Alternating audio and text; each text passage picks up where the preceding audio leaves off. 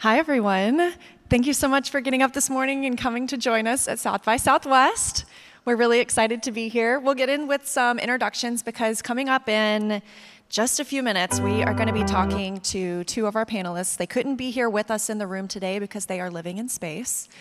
So just to start off, my name is Leah Cheshire. I am a public affairs officer at Johnson Space Center in Houston, Texas. I work with the Humans in Space team. That means I work everything International Space Station, commercial low Earth orbit, commercial crew program, and I do live TV commentary for NASA missions, which is my favorite part. And Jennifer, I'll go over to you to introduce yourself. Good morning. I'm Jennifer Buckley. I am the ISS Program Chief Scientist. I provide the science strategy for the ISS program. I provide science recommendations to the ISS program manager at headquarters on ways that we should be utilizing the International Space Station, manage the priorities for ISS, and ensure that we are fully utilizing all of our capability. Thanks so much. Kristen, over to you. All right, yeah, good morning, everybody. I'm Kristen Fobb. I'm the Deputy Chief Scientist at the Human Research Program. So for us, it's really all about the human. How do we keep our humans safe and healthy in space? So it's all about reducing risk that the crew may experience during spaceflight. So that could be physiological, like bone and muscle, and how does exercise play a role in that? It could be psychological, so behavioral health, stress, sleep, medical capabilities. And so it's all about understanding those risks and how do we counter those risks to make sure that we set our crew up for optimal crew health and performance during space exploration. All right, thank you. Well, let's get into it. So before we start, we want to ask your questions to the astronauts today. So if you go into the South by Southwest app and you check out our panel, there is a button that says Engage. You can go in there, submit questions for Slido, and we'll get a chance to ask some of those. So before we get started, what is a downlink? That's what we're about to do with these astronauts. They are living and working 250 miles above our heads, traveling 17,500 miles per hour. That's orbital velocity. And this is how we communicate with our crew members. So they do these downlinks either with schools or events like this, but we also remain in contact with the astronauts pretty much at all times, with some exceptions for satellite handovers, so that our researchers on the ground can communicate with them when they are running some experiments. Do either of you want to talk a little bit about that? Sure, I can talk a little bit about that. So we'll talk probably in a few minutes about the types of science that the crew's doing right now. At any given time during their mission, they'll be doing a variety of science, about 250 to 300 experiments. And so, as you can imagine, those are pretty labor-intensive. The crew often has their hands in a glove box. You'll see some of their workspaces here in a few moments. And so we use our comm on space station basically to enable the scientists real time. So you can walk the crew members through your experiment as you're doing it on space station. They can give you feedback on how things look. You can adjust it and make tweaks. And that's been just a tremendous evolution over the life of the program to be able to do something like that. I'll chat really quickly about a downlink some more too. So it's sort of a song and dance. You know, it's a call and response. So we have teams in Mission Control Houston. They work 24/7, 365, monitoring the health of the space station and helping it fly, as well as obviously the health and happiness of our astronauts. And so we'll be getting calls from the Capcom. That's the capsule communicator. That is the one person in the room who speaks with the astronauts to make sure that they are getting all of their information from one place, keep it streamlined and clear and concise. So they will call out to us and make sure that we're ready for the event. We will let them know that we are more than ready for the event, and we'll get things started. So before that happens, in just a few minutes, a few more fast facts about the International Space Station. The space station is about the size of a football field, an American football field from end zone to end zone, including the solar arrays, and it's about the size of a 6-bedroom house. So at all times, we typically have about 7 people living and working in orbit. That's the number that is there right now because just yesterday, 4 people who were living on the space station came home. Last week, we launched 4 new crew members. They completed a handover. And this morning at 4:47 a.m. Central Time, the 4 returning crew members boosted Earth's population once again and splashed down just off the coast of Pensacola, healthy and happy after 199 days in space. So they spend about 6 months in orbit. We're going to be talking with Janette Epps, who just arrived a week ago today, as well as Laurel O'Hara, who launched in September 2023, and she's getting ready to come home here pretty soon. So 2 different perspectives, both first-time flyers, and we're pretty excited. I mean, I hope you guys are excited. Any day you get to talk to space, I can't complain. It's a good day.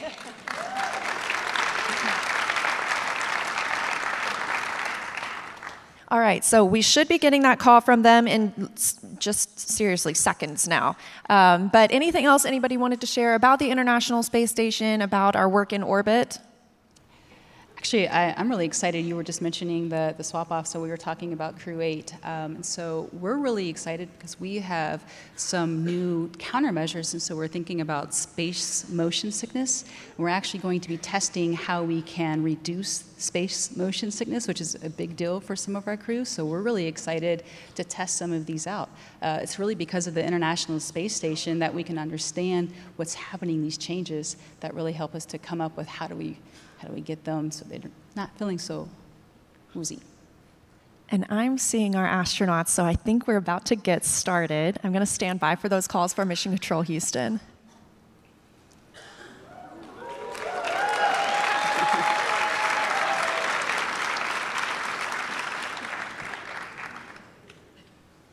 Unfortunately, they can't see us, so.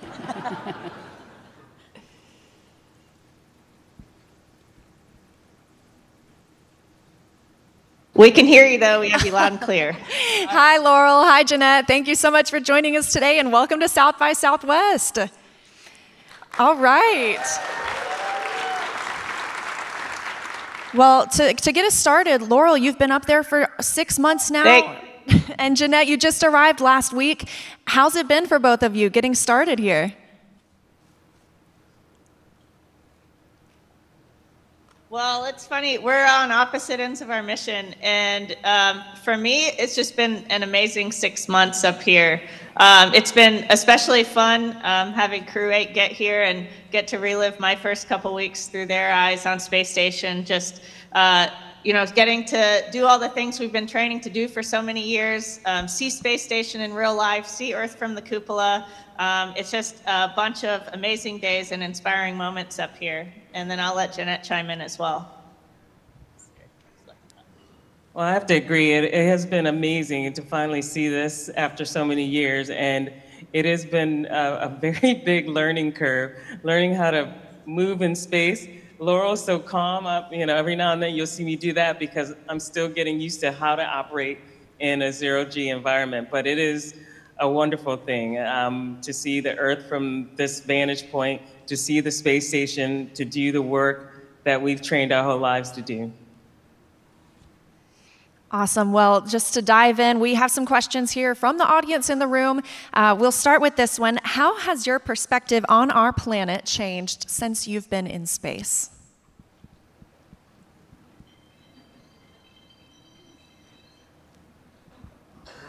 That's one of my favorite questions because seeing Earth from the International Space Station is probably one of my favorite parts of being up here. To get to see our planet as one whole planet, you can see entire continents from one spot from Space Station as we're flying over them. And to get to see Earth from that perspective makes you realize how small our planet is, and also, not seeing borders and seeing it against the blackness of space and the backdrop of stars. It's just amazing, and it makes you realize what a special and unique place we have on planet Earth, and how much more we have in common with each other than we have differences. Thanks, Laurel. You're getting a round of applause in the room. I think we all echo that. All right, next question. We have a lot of people here who are tech developers, entrepreneurs, and they want to know, considering all the teamwork, discipline, focus, and the other abilities required to be an astronaut, what can entrepreneurs learn from your experiences?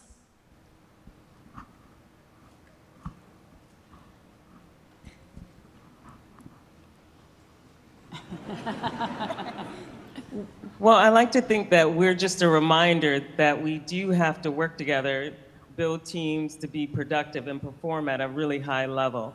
And so for tech giants and entrepreneurs out there, you know, the projects that you work on, how to be inclusive, how to cultivate an environment where teams can work effectively together, you know, those are some of the things that we also work on here. Okay, I'm going to take the next question. Can you share some examples of the science experiments you've conducted on the International Space Station that have led to groundbreaking discoveries, or maybe what you guys have been working on just this increment that we will see some of the results coming back soon?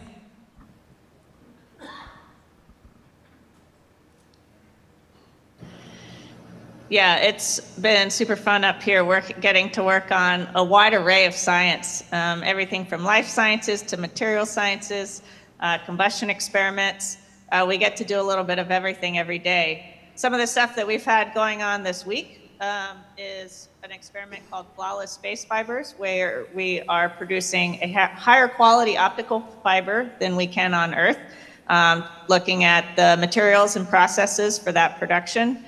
And then Janette's actually been working yesterday and today on an experiment called SIR, which is a combustion experiment. And they study all sorts of different things. Right now, they're looking at different fire extinguishing techniques for the Orion capsule.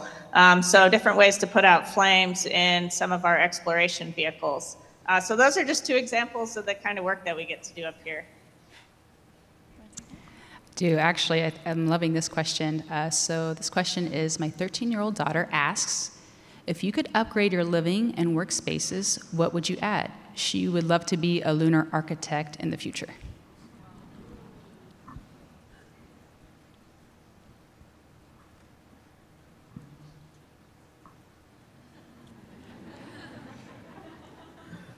So we're laughing here because you know, one of my suggestions was to add a WHC to every room.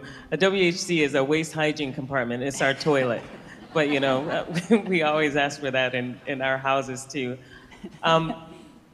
It's interesting because you know, one person was saying that they would love to put their head down, and trying to figure out a way where you could have a place where you can actually feel like you're putting your head down would be great. But it's actually, you know, you kind of float here and you don't really lay down at all. So it's kind of hard to say what I would add, because I think our compartments they're small, but they're pretty comfortable. Thank you for the demonstration as well. For the people in the room, the astronauts essentially have a crew quarters that's about the size of a coat closet, because you don't need a bed in space necessarily. So they kind of strap up to the wall and get cozy, and that is how they sleep. So I think laying your head down would feel pretty good. Yeah, once you get used to sleeping up here, just floating in space is also really nice. And then I'll just add, we always want more windows. Yeah. Good views. I don't blame you. I hope to try that floating sometime. Speaking of that, for this crew, we are hiring new astronauts right now. So a question for the astronauts living and working on the International Space Station: what advice would you give to anyone aspiring to be an astronaut or prepare for a career in space-related research?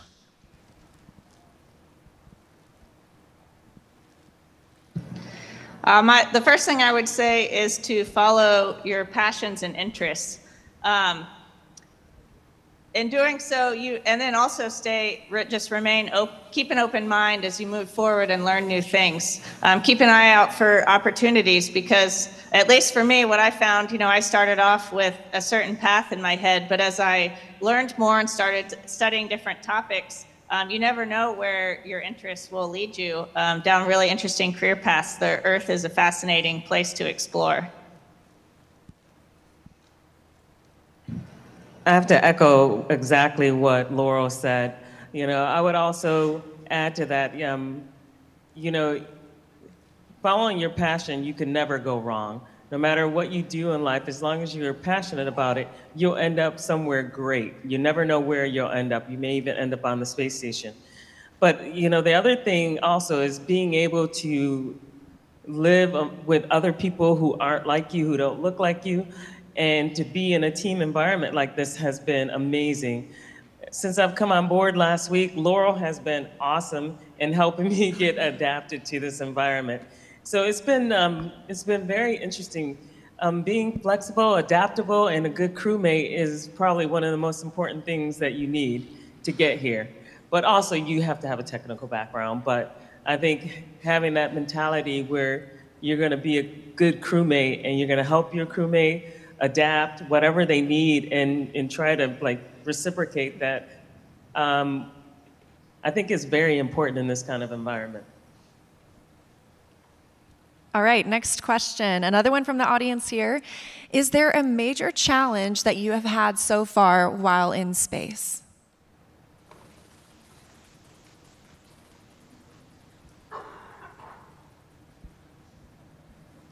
So since I'm new, the challenges I've had in just conducting the second major experiment that I did this time was managing stuff. Because if you put something down and it's not tethered, it's gonna float away, and finding it is way harder than you think. It floats away, it has its own mind. So managing everything that comes out of a bag even, you open a bag and everything wants to escape. So management of stuff has been probably the most surprising to me, especially with a big experiment that, like the SIR one that we conducted this week. And yeah, we were talking earlier about this. One of the fascinating things about being up here is how quickly our brains adapt to the microgravity environment. So, you know, in the first couple weeks, microgravity is a challenge that you have to overcome. It's something that that's working against you. But the longer you stay up here, it becomes something that helps you out. So in the first couple weeks I was here, like Janette's describing, you're kind of working in spite of it, and now it's a tool that I use, floating something next to me, or taking advantage of the fact that we can spring and be on any surface at any moment. Those are all things that are super helpful. Okay, and I'm going to ask this next one. So what is the tastiest food you've had in space? And then if I can expand to that, can you maybe talk about the importance of food in space?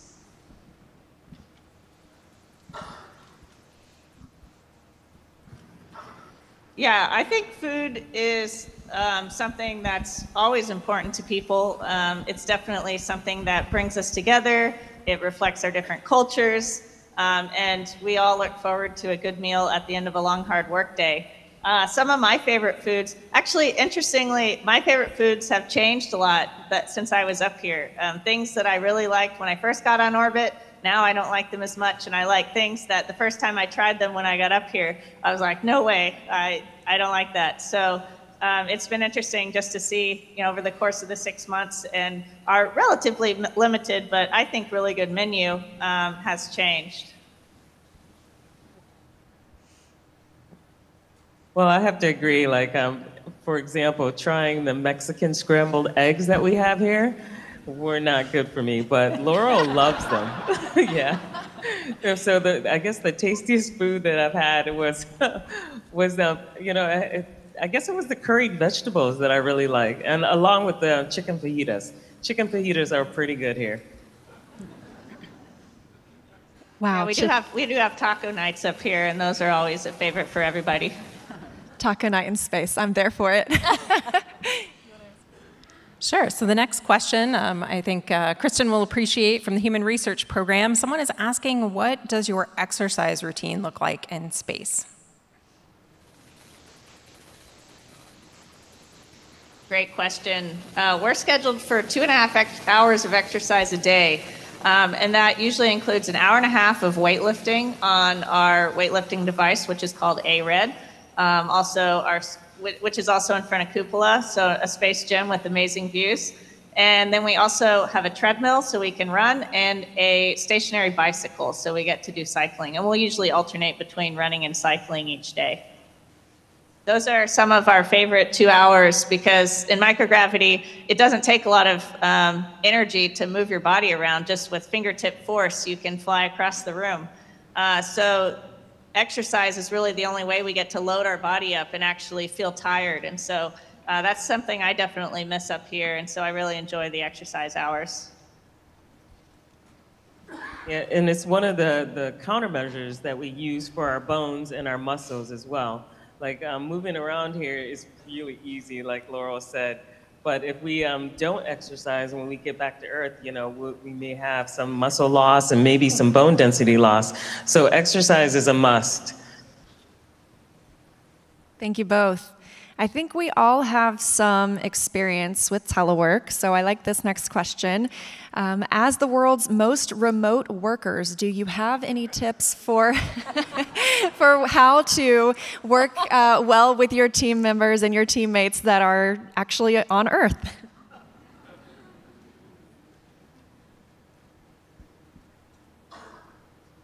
Definitely, Space Station is an excellent platform for that, like you mentioned. And I think, kind of like Janette was saying earlier, just keeping an eye out for each other and helping each other out when you can. Like, for example, up here, when we get close to the end of a day, if someone's finished with their task a little early, they go and check with everybody and see if anyone needs help with theirs. Even something as simple as, you know, putting in dinner for one of their crewmates who's still working, that's really helpful. And then along the same lines, being able to take care of yourself. So make sure you're getting enough rest and personal time so that you can be focused and present for your team when they need you to be. Yeah, and you know, even to the point of like, we have one toilet, one WHC, you know, being the courteous one, making sure you're not the one to like, you know, leave the toilet up like on Earth or something bad.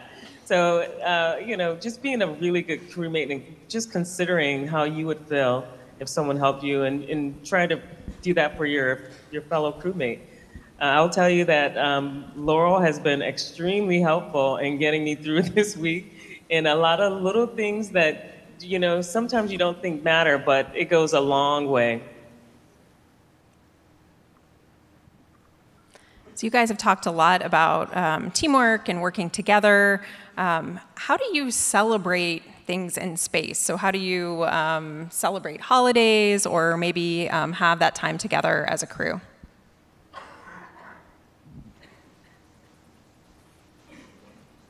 Great question. I got to celebrate Thanksgiving, Christmas, and New Year's on board. And one of the things we got from the ground was special food, Bob, so some special holiday food. That was great. And then we also decorated the module, like for Thanksgiving and Christmas, we hung up decorations. Jasmine, who just landed back on planet Earth today, made us all stockings with our name on it, so we could put gifts in there. That was super fun. And then we also just do things like bake cakes if it's somebody's birthday. We have some cake decorating supplies up here, so that's always fun. Right. So you don't have a typical day and night on station. So can you talk to us about your perception of time, your sleep cycles? How does all of that work on ISS?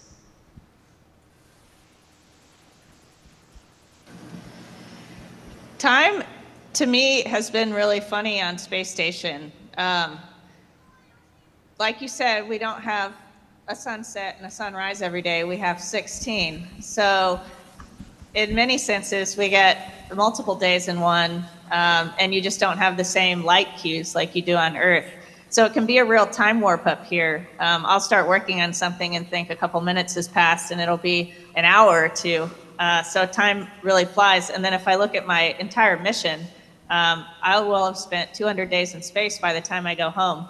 And even just this year, it's been 72 days already, and they've just gone by in the blink of an eye. Even though sometimes our days can stretch on, we have 12-hour work days. The time overall is just flying. Don't worry, they are also going by pretty fast here on Earth, too. I didn't realize we were 72 days into the year. Another question, I love this one. My 10-year-old daughter has always dreamed of becoming an astronaut and the first woman on Mars. What fields of science do you think someone should study that will be particularly relevant in the future?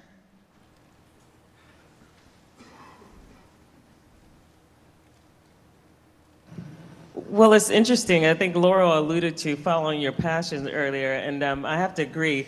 As long as you're in a technical field, I think the requirements now say you have to be in a technical field. I'm aerospace, and Laurel's? Also aerospace. We're you're marine biology. Well, but she's done so many different things outside of aerospace as well, and so it's kind of interesting. You can be aerospace, biology. We have geologists. We have fighter pilots who are also electrical engineers.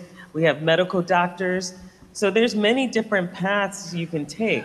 I would say pick your passion and follow it. And I'll just add, for exploration in general and NASA's mission, it really takes a wide variety of people to support that. So beyond just being an astronaut, you have photographers, you have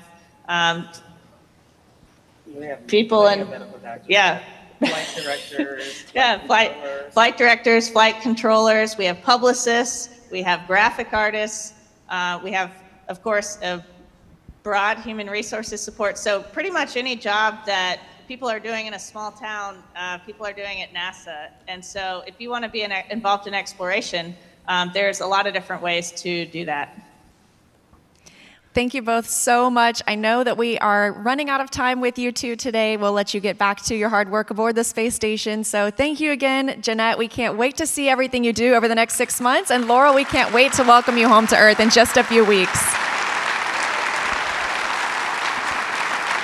Thank you so much for the questions. We're super excited to be there today. Station, this is Houston ACR. Thank you. That concludes the event.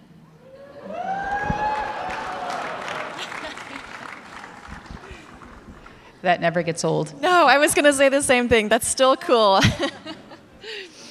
Wow. Okay. Well, thank you all so much again for being here. We're going to bring it back down to earth a little bit and talk about some of the research that's going on aboard the International Space Station. So to get started, what is International Space Station research broad? Let's lay it out. Yeah, that's a great question. Laurel touched on that a little bit.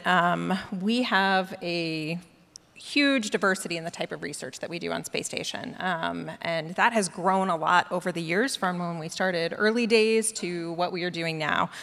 So we just celebrated our 25th anniversary for the Space Station program of having a space station orbiting the Earth. And so now we are doing research in biological sciences. So this would include things like cell biology. We do a fair amount of tissue engineering. We do a lot of plant research, which is important both to support our crew members as well as for exploration. We have a robust physical sciences program. So we do combustion research. We do fluid physics. We also have a really unique vantage point, right? So you talked a little bit about we're orbiting the Earth at 17,500 miles an hour, but we have instruments on Space Station both looking out into space. So we do space science, so we do things like astrophysics, heliophysics, and then also looking down. So we do a lot of Earth science that we can talk about a little bit later, but we really are using Space Station to inform us about our Earth and our world here. And then we do a lot of tech demos. A lot of those are for exploration, but we do some for medical support of the crew as well. And then finally, we do STEM engagement. So it's really important to us at NASA to make sure that we are inspiring the next generation of scientists and explorers and folks to come work with us.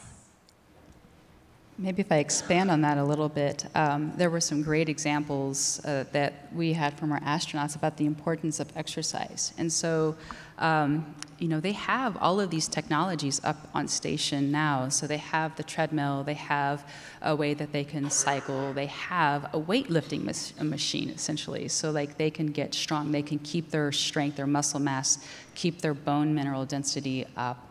And it's really with the partnership that we have with ISS. It's a very unique place for us to learn how to live and thrive in space. And so these are just some examples. The plant example is so huge because it's about nutrition, it's about behavioral health, like how does it reduce stress? And so just really emphasizing on what you were talking about, Jen. But I mean, that's 25 years of learning and understanding how to do all of the things that you're just mentioning.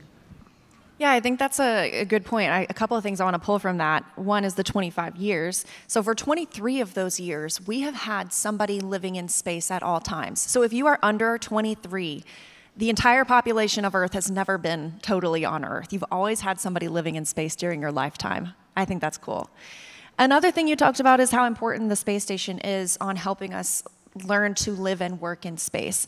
Obviously, the space station is where we're at right now. Like we mentioned, this is 250 miles above our heads. We can typically get there and get home within a few hours, definitely within a day if we needed to. But when we think about going to the moon and Mars, the moon is 1,000 times farther away from Earth than the space station is. So it becomes a little bit more of a journey. We have to know a little bit more about living and working in space because we're going to the moon and eventually to Mars to stay. We want to have a more permanent presence there.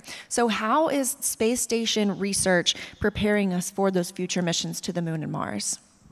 Yeah, so I think I'll let Kristen open this one first for human research, right? That's something that we all think about is how do we prepare our astronauts to be able to make those journeys? Yeah, I mean, so Artemis is definitely on our mind, and then how do we use the moon to get us to Mars, right? And so we think about unique hazards that the crew can experience for space exploration, and so one can be radiation. So that could be galactic cosmic radiation, that could be solar radiation. It could be distance from Earth. You were just talking about the distance from Earth to the moon, and then Mars is so much further. The isolation and confinement. And so the International Space Station, you did get some idea of the size of the station, but maybe our exploration vehicles are going to be smaller. So what's that isolation and confinement going to do? And then there's also things like just the environment. What's the lighting and the sounds? Or if we're doing a surface mission, lunar dust, what does that do to our health, or Martian dust? But what I love about the ISS is that it is the best place to study extended time in microgravity. There is no place like that on Earth. In fact, it's not. It's in space. So we have this great lab that we can understand a very unique hazard for space exploration, and that is on International Space Station. Yes, we have a couple investigations that are specifically targeting exploration. How do we test technologies for our Moon and Mars programs? So, you know, the advantage of having a space station that has been up there for such a long time is that we have runtime. So these journeys that are going to take us beyond the lunar surface and onto Mars, you need to make sure that you have a really robust life support system. You need to make sure that your water systems work well. So one of the ones that I worked on when I first came to NASA was our regenerative, we call it ECLIS, Environmental Control and Life Support System. So this is really what recycles our water on board and provides the crew with drinking water. That water then turns into, we split the water, right? And that oxygen gets pumped back into the cabin. So that's the air that the crew members breathe. And then we have to scrub CO2 out of the environment. And, you know, on the International Space Station, we had the luxury of, in the beginning, as we're trying to bring these systems online, flying bags of water if something happened, if our system went down or something broke. But you know, we don't have that as we go these further distances. And so that has really served us as a wonderful platform to be able to test out these systems and do some of our tech demos. We also talk about when we go to the moon, or we go back to the moon, I should say, we're going to have a more sustainable presence. And what does that mean? That means we are going to have a presence on the lunar surface, and we're going to need infrastructure to support that. So a lot of our experiments, like we talked about, you know, things like greenhouses, plant growth, those are things that we'll want to do on the lunar surface, as well as even building structures and infrastructure. So we've done some experiments on the International Space Station. We have a centrifuge up there where we've looked at how does concrete like substances form in space. Can we use lunar regolith, which is like a lunar dirt, right? How do you use that, and can you use that to make building materials? And so we've done things like, what does it look like on microgravity? We can spin it in our centrifuge and say, what does this look like in lunar gravity, and what does this look like in Martian gravity? So this is really informing a lot of the technologies that we'll need for our exploration programs. And just wanted to give everyone a heads up before we move on to our next question that you can also ask questions of our panelists. So don't forget to go into the app, let us know what you're wondering about, and we're going to get to those in just a few minutes.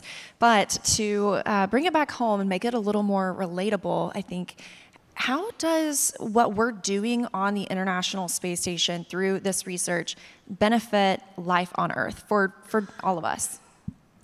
Yeah, I could start with that. So we actually study a lot of things that probably, are very relatable. So like imagine if, remember COVID, we were all isolated. We were all stuck in our homes. We all had to adapt to a remote environment. We may have been stuck with people that we didn't necessarily want to be stuck with for a year. So how do we deal with that? How do we study that? How do we make sure that we can thrive in those types of environments? And that's very similar to the things that we study is how do we work on team dynamics? How do we work on behavioral health? What does the impact of important nutrition and exercise do for behavioral health? We study things like cancer. So again, I mentioned earlier, something like radiation, so we want to understand long-term effects. So we can study things like neurocognitive complications like Alzheimer's or Parkinson's, cancer. Jen mentioned earlier medical technologies, and so we think about our tech demos, and so we want to be able to do a lot of our blood analysis or trying to take samples and do analysis right there on the spot. So if we have the ability to do that in space, then we can perhaps have the ability to do this anywhere on Earth, particularly in populations where maybe it's harder to get medical health care to them. Yeah, I think some of those biomedical examples kind of come to mind first when we talk about things like that. Science and biology works very different in microgravity, right? And we can use that to our advantage. So 3D structures form more readily. So you can do things like protein crystal growth. So those are proteins that are really hard for scientists to recreate the structures here on Earth because you're fighting against gravity. That's been hugely successful in the pharmaceutical industry for the International Space Station. So we have been able to support investigations for advances of things like a drug that's in clinical trials now for Duchenne's muscular dystrophy. We also had some early work on being able to take the chemotherapy drug or cancer drug Keytruda and help make that protein in a way that patients could receive it as an injection to make it easier for people to take. We do a lot of organoid type research, and we even have a 3D bioprinter on board. So this helps us have insight into creating models that we can potentially use on the ground, but also use in space. So Janette's going to be working on an experiment where we're looking at brain organoids in space and testing different therapeutics for neurodegenerative diseases. And obviously those things are much easier to do when you're not fighting against gravity and you have these 3D structures more like what you would have in the human body. I talked a little bit about some of our external instruments that are looking down on the Earth. I'm very passionate about kind of the suite of instruments because I think it's a really great perspective that we have. We have instruments that work together. So we have EcoStress, which looks at plant temperatures and can tell us how global warming is impacting plants and tropical forest canopies here on Earth. We have JEDI, which then also looks at that growth and how plants are performing, how the tree canopy is forming. And then we have OCO3, which is our orbiting carbon observatory. So that looks at what's happening in the carbon cycle here on Earth too. And so I think the really unique thing about the International Space Station and low Earth platforms with this capability in general is this is the only place that all of these instruments can work together. You can put each individual one on a satellite, but the International Space Station passes over 95% of the Earth's inhabited surfaces.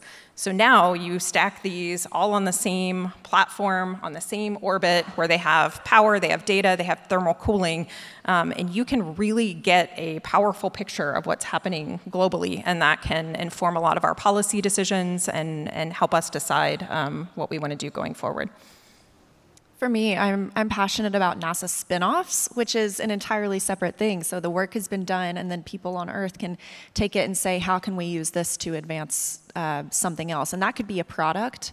And I think those are fascinating. So you can really search anything on the spinoff website. I've tested it. And it seems that there has been something that they've used NASA research for to improve products or processes here on Earth. Yeah, can we talk about the colloid work Please, that's informed talk about it. Yeah, so that one's really cool. We had an experiment called ACE, which was looking at colloids. So we don't have sedimentation in microgravity, right? So things that are in suspension don't sink to the bottom.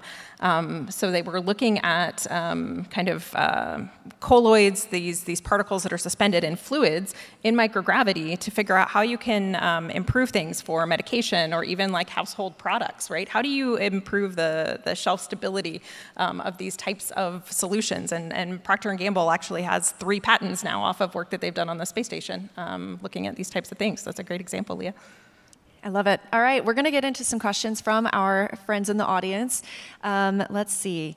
In a world that is increasingly becoming less globalized, how do you guys imagine the future of International Space Station and international space travel? Yeah, so I can talk to the international aspect of it. That's one thing that I think we have learned to do really well in our 25 years of the International Space Station, as it is truly a partnership with our international partners. I talk a lot about the science on space station, but just the engineering feat of building a space station with multiple countries assembling modules that have never been fit checked on the ground, putting them together for the first time in space. Your communication has to be very good, and so I think as far as where we're going with this, none of us can do this alone. Space is hard. You will hear people say that over and over again. It is hard. It's very expensive, and we can go much farther if we go together and combine our resources. Maybe I could just add to that. I mean, what you see, the science that you're seeing images on, what the crew have been talking about, the experiments that they're doing, there's probably, a couple hundred people that are behind some of those studies, and really just to emphasize that you can't do it alone.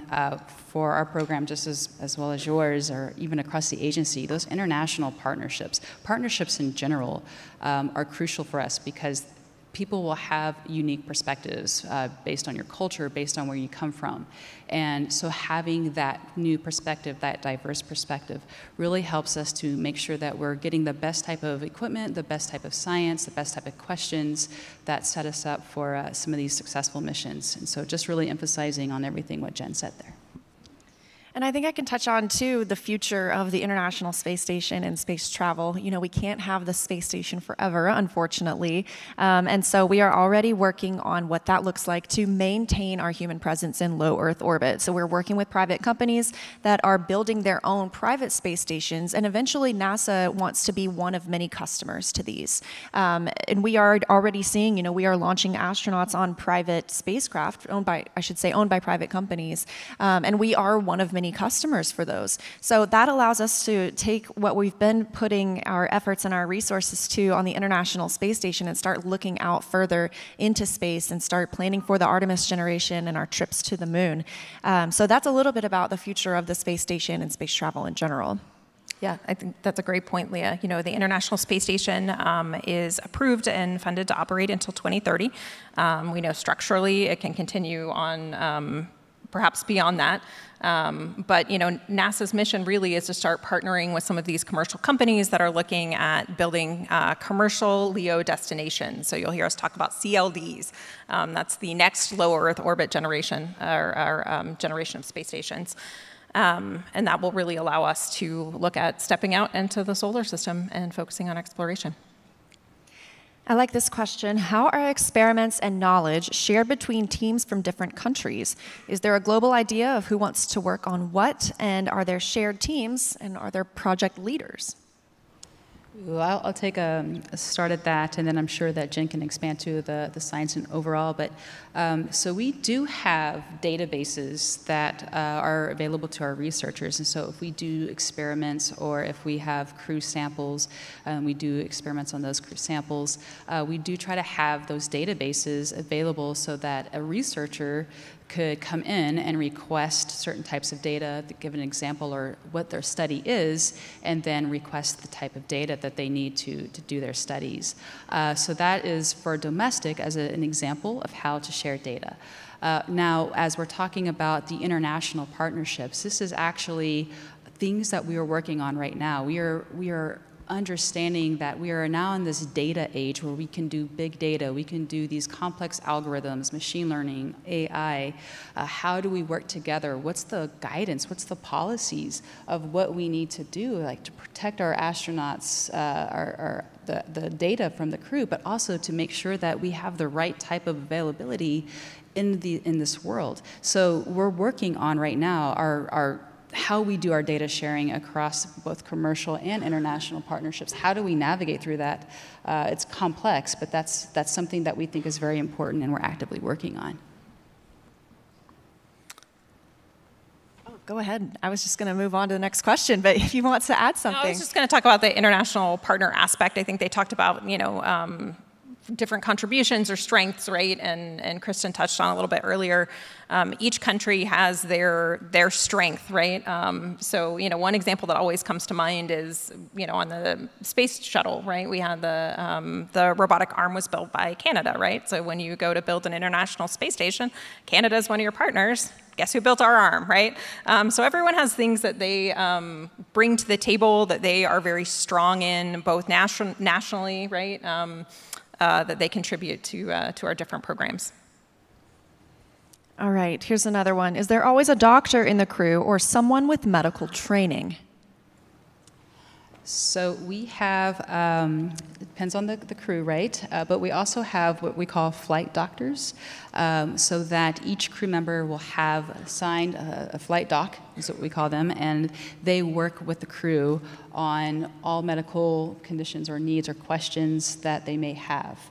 But I'm not sure, Jen, if you can speak to, I think it's just depending on the crew that's assigned on if they have a medical background or not, but we always want to make sure that there is access to any medical needs or questions or concerns with our flight doc. Yeah, we do have a number of astronauts in the office who are medical doctors or have medical backgrounds, and so obviously it's great if they're on the crew, but also, we think about we always think about the what if scenarios, right? So what if something happens and that crew member is sick and needs help? And so all crew members get kind of a baseline level of training on medical response and medical support. And then if you don't have a physician on the crew, then you have someone who gets a little bit more training to be able to, intervene and help people on orbit as they work with teams on the ground. Right now on Crew 8, we happen to have Mike Barrett on board. So he is an MD and he kind of literally wrote the textbook on aerospace medicine, so they're in really good hands. Can I maybe expand on that a little bit and take that to the next level of the future? This is where we can actually start to look at VR, virtual reality or augmented reality, so that we can, in these unknown unknowns, when we're doing space exploration, so when we're moving from the moon and beyond, how can we take advantage of virtual reality and augmented reality to train or to help guide on medical conditions? So having some more self-reliance on some of these conditions that may arise during space exploration, so that we kind of see that as the future that we want to pursue. And I think, too, we're looking at the original telehealth as well. They have private medical conferences weekly, or any time that they need one, they're able to speak with someone on the ground, a flight surgeon, a flight doctor, and they can share how they're feeling emotionally, how they're feeling physically, and that's someone on the ground who has that expertise and that training to help them feel better. So if you've ever used telehealth, you're not far off from what an astronaut on the space station might experience. Let's see. Do any of you have plans to visit the space station? I wish. Anytime they want to offer, I'll go. I think I have to save up some money to do one of the private astronaut missions. Yeah. It's a little. If anyone wants to fund me, I will go. Okay, let's see. The ISS is a scientific lab. How do researchers ensure the scientific experiments conducted in microgravity can be translated and have a positive impact back on Earth? I could take take a stab at that. So yes, so when we do the flight studies on station. Like these are, we find this to be very important. They actually help us to plan for those future missions. But as we were talking about earlier, and like how does our research come back to how does it help on Earth? So we have a team of scientists that plan for these. We have a team of people that implement the research on ISS. We work with our colleagues across the agency. We work with our ISS program peers to make sure that we are integrated and that we can perform our science. And if we have troubleshooting, if we need to if there's a glitch or a problem in the study, that we have a team to support to ensure that we get the science that we need. But again, just to emphasize, a lot of the studies that we do, we think have on-Earth applications like behavioral health, like how do you deal with team dynamics. And so the studies that we do, we'll publish on and say, here's the impact, here's what we're learning on station, here's what we're learning on these isolation analogs across the planet, and how this can hopefully be applied and translated into everybody's daily lives. Yeah, and the research that we do on space station isn't just for space. So the International Space Station is a national lab. So you'll hear us talk about the ISS National Lab. What this means is that Congress designated the International Space Station as a lab. So starting in 2005, it is a national lab. So it means 50% of resources on the International Space Station are open to the American public for basically non-NASA use. So there is CASIS, the Center for Advancement of Science in Space, or you can find them on ISS National Lab. So if you have ideas of research that can improve life here on Earth, but needs microgravity to do your research, it is open to the American public to come do so. All right, next question. How does the partnership with private entities like SpaceX, how has the partnership with private entities like SpaceX helped space missions? It's a game changer. It's opened up opportunities. First of all, just being able to launch on U.S. soil again, and being able to have a higher cadence of crew that can go to the International Space Station and do the type of research that we need to understand what are the risks, what are the hazards for space exploration. It's disruptive, it's a game changer. And not only just SpaceX, we actually have a whole group of people that are focused on those commercial partnerships within our program on what's the future look like for CLDs, as Jim was saying. And so some of these partners that are going to have these low Earth orbit stations that we will continue to do our studies on, it's going to be critical for us. Also, what are our private astronaut missions looking like? What experiences are these private astronauts experiencing? They don't go through the type of astronaut training that our crew do. So what's the behavioral concept of that? How are they feeling? What's the physiological changes? Can we understand from our commercial partners that experience? That, again, just a game changer for us. Yeah, I think it's really expanded the accessibility of space. So, NASA, instead of being focused on transportation to and from low Earth orbit, we can focus on building vehicles for exploration. And, SpaceX is one of the companies, right, coming online soon. We'll have Boeing as well that will be taking astronauts back and forth to the space station. Northrop Grumman provides cargo services. And those are some of the larger companies you hear a lot about. We also have a lot of small companies that support the International Space Station and research in particular that help scientists translate science to on-orbit space operations. And so I think it's really expanded, again, it's helped the economy, but also expanded commercial space in general. Can I maybe just pull a little bit on what you were just talking there with small companies? And so we actually do partner with, there's a small business opportunity that NASA provides as a program where you can come in as a small business and look for technologies or what we're calling out for as a need, like maybe I need to look at a blood analysis tool, or I need to look at something for my eye vision health, and it needs to be small and compact. And so these are ways that we also try to do outreach to the communities and to again, foster some of the small business development that hopefully helps not just our space needs, but then also on-Earth applications for the company as well. All right, I'm going to take one more question right here. Let's see. Do you also lead experimentation in the energy sector, like solar energy from space or looking at nuclear waste? We do. I guess I'll start with the, if you're going to space and you need power, solar is your friend. You'll see many spacecrafts, not just the International Space Station, harnessing solar power as their primary power. We have backups too, for when we're in what we call insolation or out of sunlight. Yes, the International Space Station has massive solar arrays that power the station and also charge our batteries for when we don't have sun. And we have contributed to new technologies kind of advancing that field that we need for space that hopefully we'll start to see improving things here on Earth too. So one of the ones that we have are called, when they were a tech demo, they were called iROSA, Roll Out Solar Arrays. We did this as kind of a demonstration on the International Space Station. They're solar arrays that unfurl basically like a blanket. And they're really neat to look at. They just sort of are floating, kind of suspended in microgravity, coming out from the space station. And that was to supplement our original solar arrays.